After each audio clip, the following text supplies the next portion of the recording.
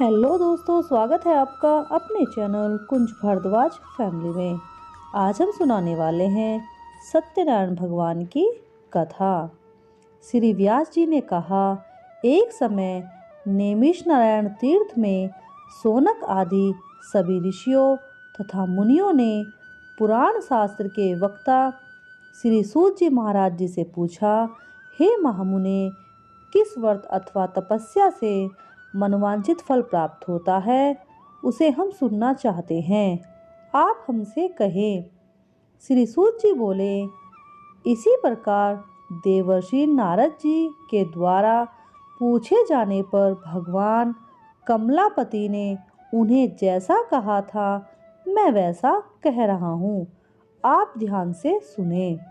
एक समय नारद जी लोगों के कल्याण की कामना से विभिन्न लोगों में भ्रमण करते हुए मृत्युलोक में आए। यहाँ उन्होंने अपने कर्म फल के अनुसार नाना योनियों में उत्पन्न सभी प्राणियों को अनेक दुख भोगते हुए देखा और किस उपाय से इनके दुखों का नाश हो सकता है, ऐसा मन में विचार करके वे विष्णु लोक को गए। वहाँ 4 भुजाओं वाले शंख, चक्र, गदा, वनमाला से विशोभित भगवान श्री नारायण के दर्शन कर उनकी स्तुति करने लगे। नारद जी बोले, हे वाणी और मन से परे स्वरूप वाले, आदि मध्य और अंत से रहित निर्गुण सकल कल्याण में गुणों वाले जगमाता प्रभु, भक्तों की पीड़ा नष्ट करने वाले, आपको नमस्कार है। ये स्तुति सुनने के बाद श्री हरि विष्णु नारद जी से कहते हैं, हे महाभाग, आप किस प्रयोजन से यहाँ आए हो, आपके मन में क्या है, कहिए, यह सब कुछ मैं आपको बताऊंगा। नारद जी बोले, भगवान, मृत्युलोक में अपने पाप कर्मों के द्वारा विभिन्न योनि में उत्पन्न सभी लोग बहुत दुख कलेशों से दुखी है। हे नाथ, किस उपाय से उनके कष्टों का निवारण होगा, यदि आपकी कृपा मुझ पर हो तो मैं सुनना चाहता हूँ। भगवान ने कहा, हे वत्स, संसार के ऊपर अनुग्रह करने की इच्छा से आपने बहुत ही अच्छी बात पूछी है। जिस व्रत के करने से प्राणी मोह से मुक्त हो जाता है, उसे मैं आपको बताता हूँ, सुने। हे वत्स, स्वर्ग और मृत्युलोक में दुर्लभ भगवान सत्यनारायण का एक महान पुण्यप्रद व्रत है। आपके स्नेह के कारण इस समय मैं इसे कह रहा हूँ। अच्छी प्रकार विधि विधान से भगवान सत्यनारायण व्रत करके मनुष्य शीघ्र ही सुख प्राप्त करके परलोक में मोक्ष प्राप्त करता है। भगवान की वाणी सुनकर नारद मुनि ने कहा, हे प्रभु, इस व्रत को करने का क्या फल है, क्या विधान है, यह व्रत किसने किया और कब करना चाहिए, यह विस्तार पूर्वक बतलाइए। भगवान ने कहा, यह सत्यनारायण व्रत दुख शोक आदि का शमन करने वाला, धन धान्य में वृद्धि करने वाला, सौभाग्य संतान देने वाला, विजय प्राप्त कराने वाला, किसी भी दिन भक्ति और श्रद्धा से इकट्ठा होकर मनुष्य ब्राह्मणों और बांधवों के साथ धर्म में तत्पर होकर सायकाल भगवान सत्यनारायण की पूजा करे। नैवेद्य के रूप में उत्तम कोटि के भोजन पदार्थ को सवाया मात्रा में भक्तिपूर्वक अर्पित करना चाहिए। केले के फल, घी, दूध, गेहूं का चूर्ण अथवा गेहूं के अभाव में साठी या चावल का चूर्ण, शक्कर या गुड़, यह सब भक्ष्य सामग्री सवाया मात्रा में इकट्ठा कर निवेदित करनी चाहिए। बंधु बांधवों के साथ श्री सत्यनारायण भगवान की कथा सुनकर ब्राह्मण को दक्षिणा देनी चाहिए। तदंतर बंधु बांधवों के साथ ब्राह्मणों को भोजन कराना चाहिए। भक्तिपूर्वक प्रसाद ग्रहण करके नित्य आदि आयोजन करने चाहिए। तदंतर भगवान सत्यनारायण का स्मरण करते हुए अपने घर जाना चाहिए। ऐसा करने से मनुष्य की अभिलाषा अवश्य पूर्ण होती है। विशेष रूप से कलयुग में पृथ्वीलोक में यह सबसे छोटा उपाय है। बोलो सत्यनारायण भगवान की जय। दूसरा अध्याय। सूत जी बोले, हे द्विजो, अब मैं पुनः पूर्व काल में जिसने इस व्रत को किया उसे भली भांति विस्तार पूर्वक कहता हूँ। रमणीक काशी नामक नगर में कोई अत्यंत निर्धन ब्राह्मण रहता था। भूख और प्यास से व्याकुल होकर वह प्रतिदिन पृथ्वी पर भटकता रहता था। ब्राह्मण प्रिय भगवान ने उस दुखी ब्राह्मण को देखकर वृद्ध ब्राह्मण का रूप धारण करके उस द्विज से आदर पूर्वक पूछा, हे विप्र, प्रतिदिन अत्यंत दुखी होकर तुम किस लिए पृथ्वी पर घूमते हो? हे द्विश्रेष्ठ, यह सब बतलाओ, मैं सुनना चाहता हूँ। ब्राह्मण बोला, प्रभु, मैं अत्यंत दरिद्र ब्राह्मण हूँ और भिक्षा के लिए ही पृथ्वी पर घूमता रहता हूँ। यदि मेरी इस दरिद्रता को दूर करने का कोई उपाय आप जानते हो तो कृपया बतलाइए। वृद्ध ब्राह्मण बोला, हे ब्राह्मण देव, सत्यनारायण भगवान विष्णु अभिष्ट फल को देने वाले हैं। हे विप्र, तुम उनका उत्तम व्रत करो, जिसे करने से मनुष्य सभी दुखों से मुक्त हो जाता है। व्रत के विधान को भी ब्राह्मण से यत्न पूर्वक कहकर व्रत ब्राह्मणधारी भगवान विष्णु वहीं अंतर्ध्यान हो गए। व्रत ब्राह्मण ने जैसा कहा था उस व्रत को अच्छी प्रकार से वैसे ही करूँगा, यह सोचते हुए उस ब्राह्मण को रात में नींद भी नहीं आई।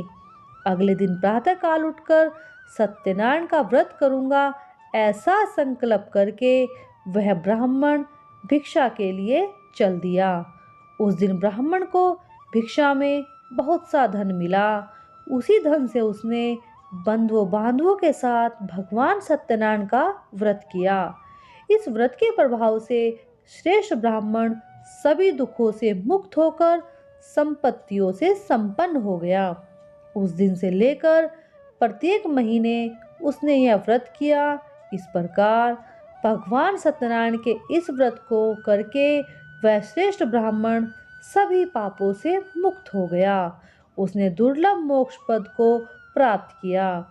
हे विप्र, पृथ्वी पर जब भी कोई मनुष्य श्री सत्यनारायण का व्रत करेगा उसी समय उसके समस्त दुख नष्ट हो जाएंगे। हे ब्राह्मणों, इस प्रकार भगवान नारायण ने उस नारद जी से जो कुछ कहा मैंने वह आप सब लोगों से कह दिया। आगे अब क्या कहूँ। हे मुने, इस पृथ्वी पर ब्राह्मण से सुने हुए इस व्रत को किसने किया यह भी हम सुनना चाहते हैं। उस व्रत पर हमारी श्रद्धा है। सूत जी बोले, मुनियों, पृथ्वी पर जिसने यह व्रत किया उसे भी आप सुने। एक बार एक द्विश्रेष्ठ अपनी धन संपत्ति के अनुसार बंधु बांधवों परिवारजनों के साथ व्रत करने के लिए तैयार हुआ। इसी बीच एक लकड़हारा वहां आ गया और लकड़ी बाहर रखकर उस ब्राह्मण के घर गया। प्यास से व्याकुल होकर उस ब्राह्मण को व्रत करते हुए देखा। प्रणाम करके बोला, प्रभु, आप ये क्या कर रहे हैं? इसके करने से किस फल की प्राप्ति होती है?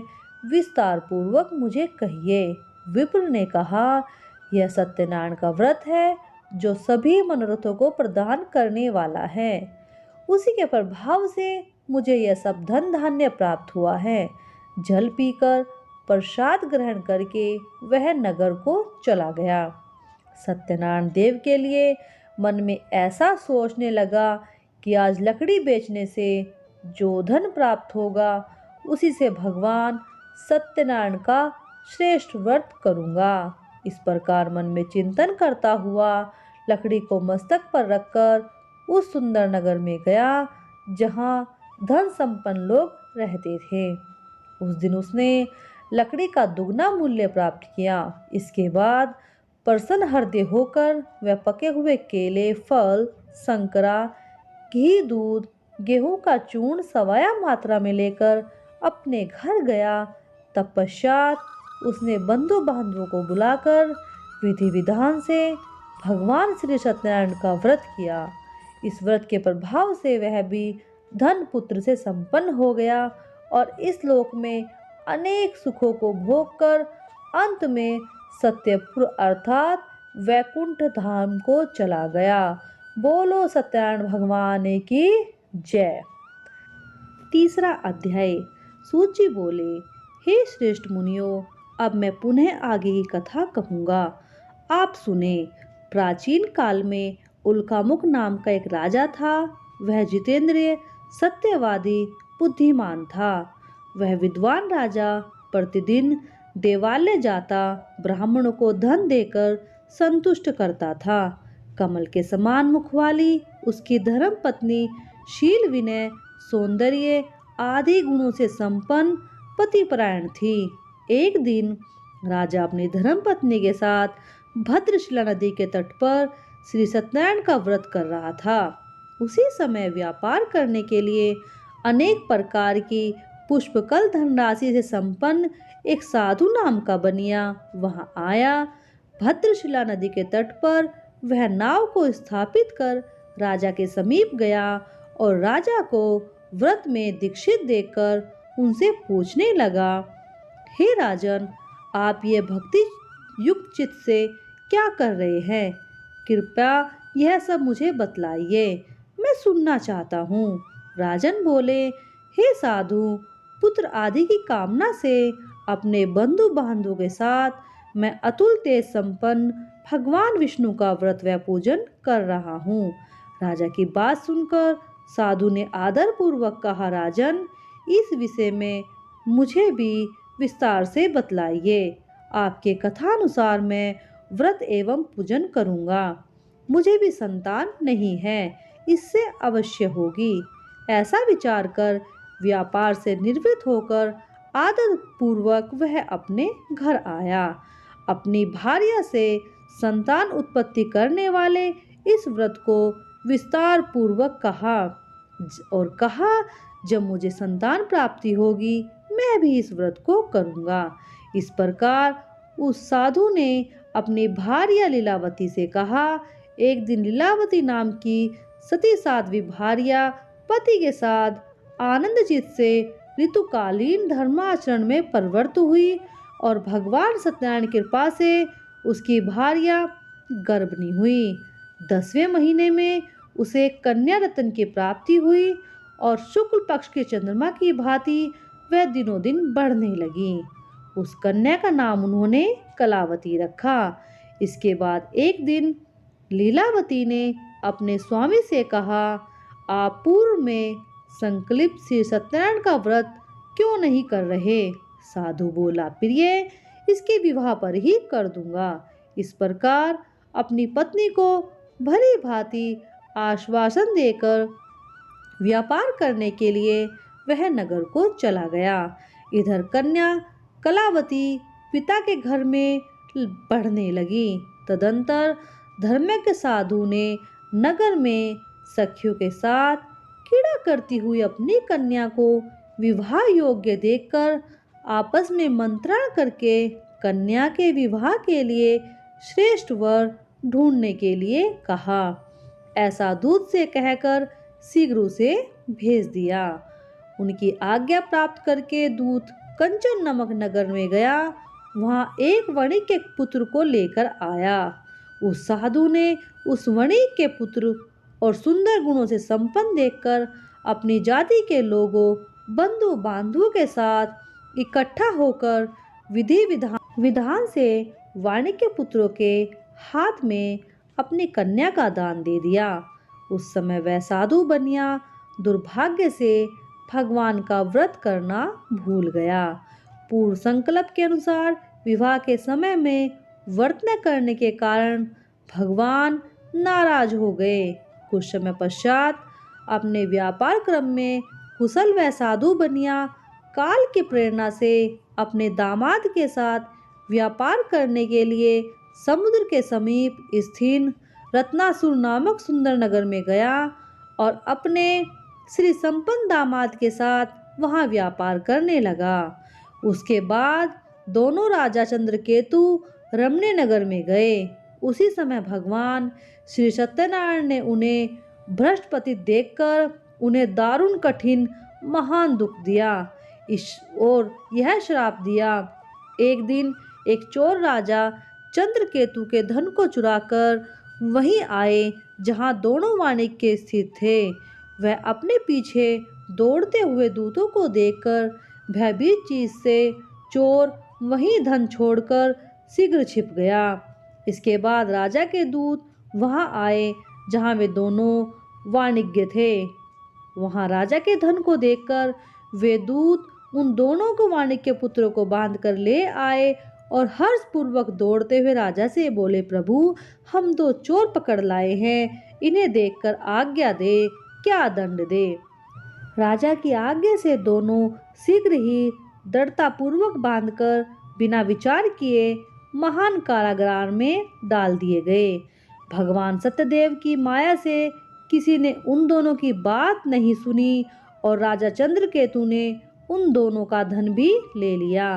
भगवान के श्राप से वाणिज्य के घर में भी उनकी भार्या अत्यंत दुखी हुई। उनके घर का भी सारा सामान चोर चुरा कर ले गए। लीलावती शारीरिक व मानसिक पीड़ाओं से युक्त भूख और प्यास से दुखी होकर अन्न की चिंता में दर दर भटकने लगी। कलावती कन्या की भोजन के लिए इधर उधर प्रतिदिन घूमने लगी। एक दिन भूख से पीड़ित होकर कलावती एक ब्राह्मण के घर गई। वहां जाकर उसने सत्यनारायण के व्रत को पूजन को देखा। वहां बैठकर उसने कथा सुनी और वरदान मांगा। उसके बाद प्रसाद ग्रहण करके वह कुछ रात होने पर घर गई। माता ने कलावती से पूछा, पुत्री रात में तू कहाँ थी, तुम्हारे मन में क्या है। कलावती कन्या ने तुरंत माँ से कहा, माँ मैंने एक ब्राह्मण के घर मनुष्यों को प्रदान करने वाला व्रत देखा है। कन्या की बात सुनकर उस वणिक की भार्या को व्रत करने को इच्छा हुई और प्रसन्न मन से उसने साध्वी व बंधु बांधव के साथ भगवान का व्रत किया। इस प्रकार प्रार्थना भी की, भगवान आप हमारे पति व जमाता का अपराध क्षमा करें, वे दोनों अपने घर शीघ्र आ जावें। इस व्रत के प्रभाव से भगवान सत्यनारायण पुनः संतुष्ट हो गए और उन्होंने नरश्रेष्ठ चंद्रकेतु को स्वप्न में कहा, हे नरश्रेष्ठ प्रातःकाल दोनों वाणिज्य को छोड़ दो, वह सारा धन भी दे दो जो तुमने उनसे लिया है, अन्यथा तुम्हारा राज्य धन व पुत्र सहित सब सर्वनाश कर दूंगा। राजा ने स्वप्न में ऐसा कहकर भगवान सत्यनारायण अंतर ध्यान हो गए। प्रातःकाल जब राजा ने अपने सभासदों के साथ सभा में बैठकर अपना स्वप्न लोगों को बताया और कहा, दोनों बंदी वाणिज्य पुत्रों को शीघ्र मुक्त कर दो। राजा की बात सुनकर वे राजपुरुष दोनों महाजनों को बंधन मुक्त करके राजा के सामने लाकर विनय पूर्वक बोले, महाराज बड़ी बंधन से मुक्त करके दोनों वाणिज्य पुत्रों ले आए हैं। इसके बाद दोनों महाजन चंद्रकेतु को प्रणाम करके अपने पूर्ण वृतांत का स्मरण करते हुए भाव विहीन हो गए और कुछ न बोल सके। राजा ने वाणिज्य पुत्रों को देखकर आदर पूर्वक कहा, आप दोनों को यह महान दुख प्राप्त हुआ है, इस समय अब आपको कोई भय नहीं है। ऐसा कहकर उनकी बेड़ी खुलवाकर उनको शौर क्रम आदि कराया। राजा ने वस्त्र अलंकार देकर उन दोनों वाणिज्य पुत्रों को संतुष्ट किया, सामने बुलाकर उनका अत्यधिक आनंदित किया। पहले जो धन लिया था उससे उन्हें दुगना धन दिया और बाद में राजा ने पुनः उनसे कहा, साधु अब आप अपने घर को जाएं। राजा को प्रणाम करके आपकी कृपा से हम जा रहे हैं, ऐसा कहकर उन दोनों महावेश्यों ने अपने घर की ओर प्रस्थान किया। बोलो सत्यनारायण भगवान की जय। तो दोस्तों चौथा और पांचवा अध्याय अगले भाग में। अगर आपको ये कथा अच्छी लगी हो तो प्लीज़ लाइक, शेयर और सब्सक्राइब कीजिए और जुड़े रहिए कुंज भारद्वाज फैमिली के साथ। धन्यवाद।